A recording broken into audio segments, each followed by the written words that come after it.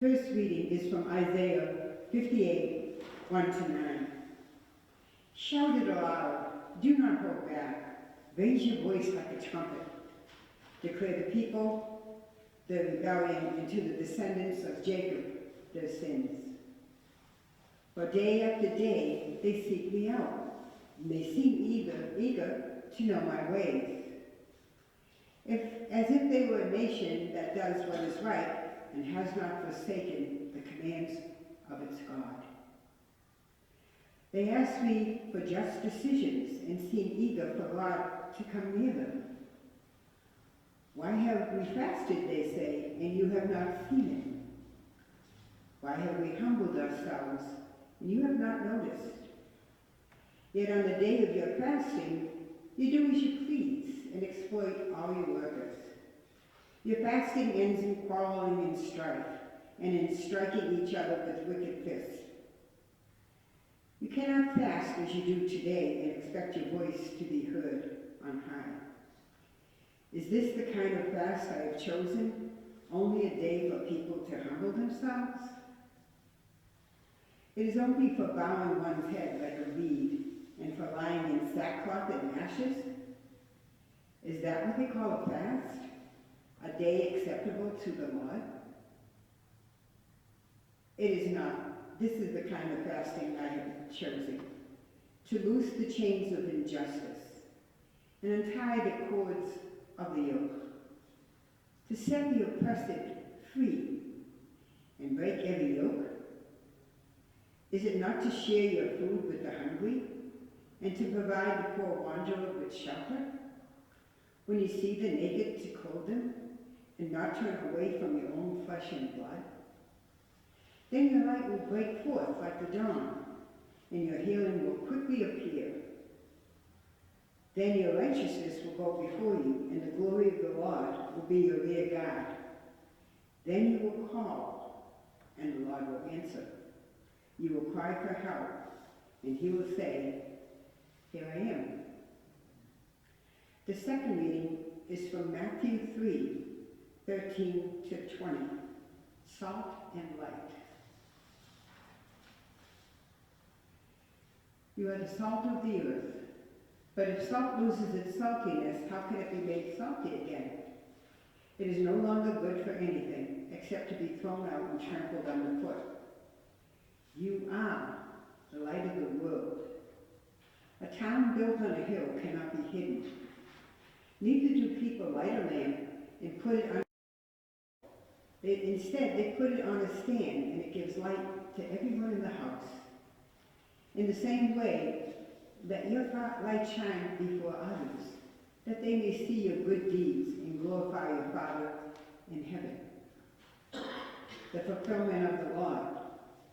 Do not think that I have come to abolish the law or the prophets. I have not come to abolish them, but to fulfill them.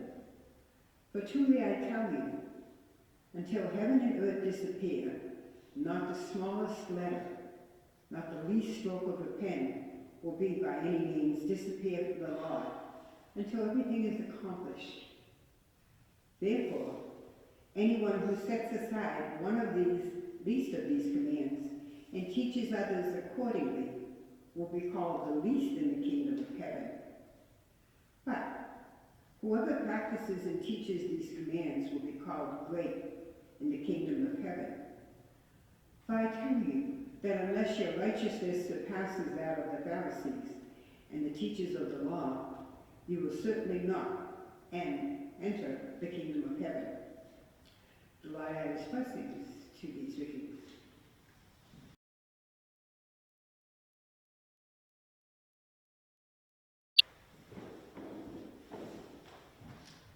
Everything in moderation. Ever heard that? Yeah. Doctors say that a lot, I think, when it comes about eating certain foods or not eating other foods. They say everything in moderation, and then you're fine. Just kind of find the right balance, right? You don't want to overdo it, but you also don't want to deprive yourself.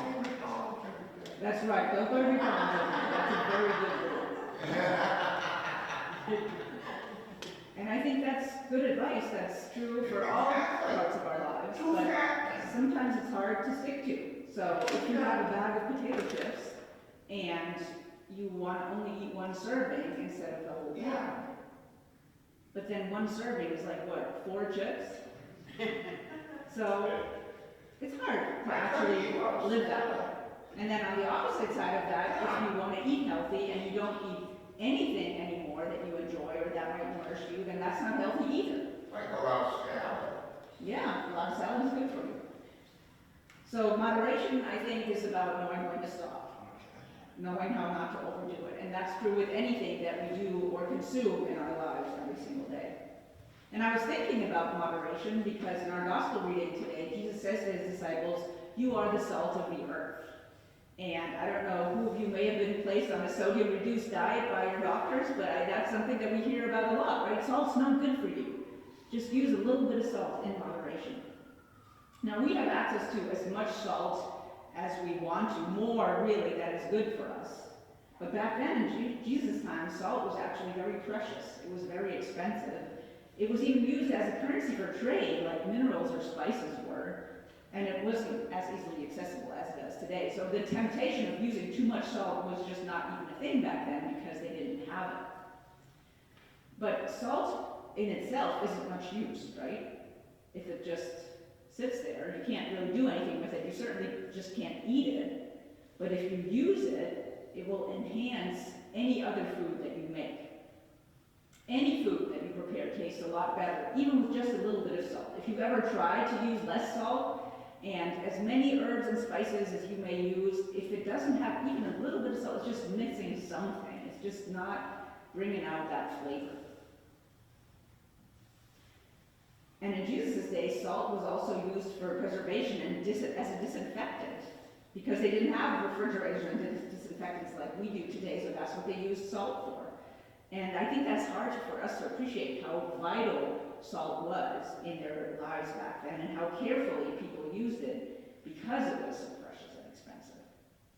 So that's why Jesus uses salt as an image for saying, you are the salt of the earth. He's saying you're valuable and you're precious, but you have to be put to use in order to enhance the lives of those around you. Just like salt does nothing just sitting on the counter, but it makes your soup taste so much better. In the same way, all of us, no offense, by just sitting around, we're not much use. But we are much use when we use what we have to enhance life for others. So what Jesus meant when he said, if you have salt and you don't use it, it's worthless, was saying, if you have a gift and you don't use it, it's worthless. So let's say if you're a good teacher, but you just don't want to teach, then your gift isn't worth anything because you're not teaching anybody anything. If you're good with technology, but you don't feel like doing it, well then, again, you're not helping your community by not using that gift. So whatever your gift may be, and I hope you know what it is, you probably get my point, right? The greatest gift isn't worth anything unless you actually use it. And I'm assuming that last Sunday you heard the Beatitudes from the Sermon on the Mount that precede this passage that we heard today, and where Jesus says that blessed are those who have a certain state of mind. He talks about those who are poor in spirit, who are meek and merciful and pure in heart, who are peacemakers. So he's not so much talking about what people are doing, but more their attitude, their values, and how connected they are to those values.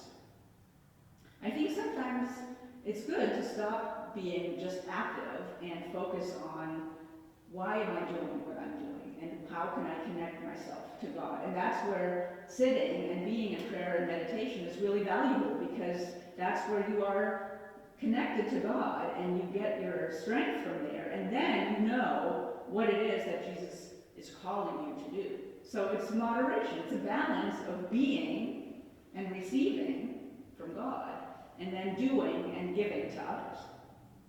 So I think one without the other, doing without being, is incomplete. And if you just sit around and do nothing, you feel worthless. But if you contribute your gifts, as long as you're physically and mentally able to do so, obviously, if you contribute your gifts, you feel like you did something good, and you feel like you're worthy and you're an important part of the community. But if all you do is run around and do for others, there goes my microphone. All you do is run around you for others, then you're going to feel empty and probably also resentful. So your faith needs both of those aspects, again, in moderation. And then Jesus talks about, in his sermon, about how he didn't come to abolish the law, but how to fulfill it, and how we need to go even further than those who think they're doing everything to fulfill the law. We need to take it a step further. And then we might think, wow, that's hard to live up to follow Jesus' teaching up to a T and be these perfect disciples. But Jesus seems to think that we can, because he calls us the salt of the earth and the light of the world. He has a lot of faith in us. But I think this is where the image of salt, again, gets interesting for us today, because we're so used to getting as much salt as we want, as much sugar as we want, as much of anything as we want, to a point where it's too much of a good thing. And we always want more. That happens with salt, it happens with sugar, it happens with anything else. You get something and then you want more. Seems to be how we are wired. But there can be too much of a good thing. And there can even be too much of us.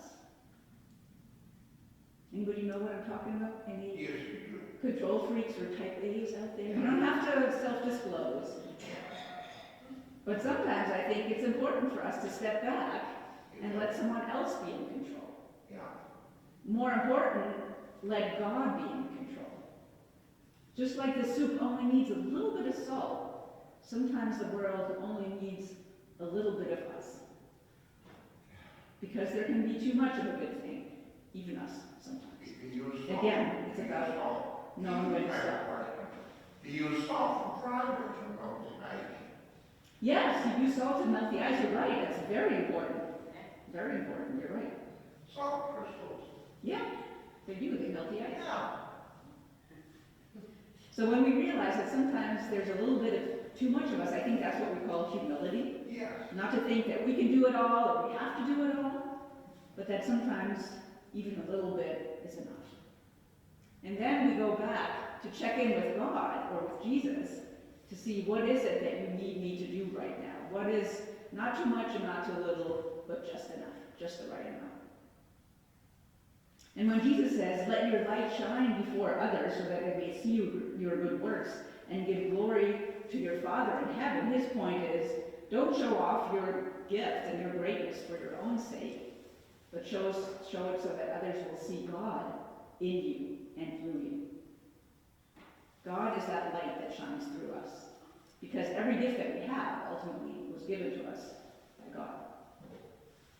So you are the salt of the earth. Don't let it go to waste unused, and you are the light of the world. Don't hide your light. And by the way, light is only seen when there's darkness.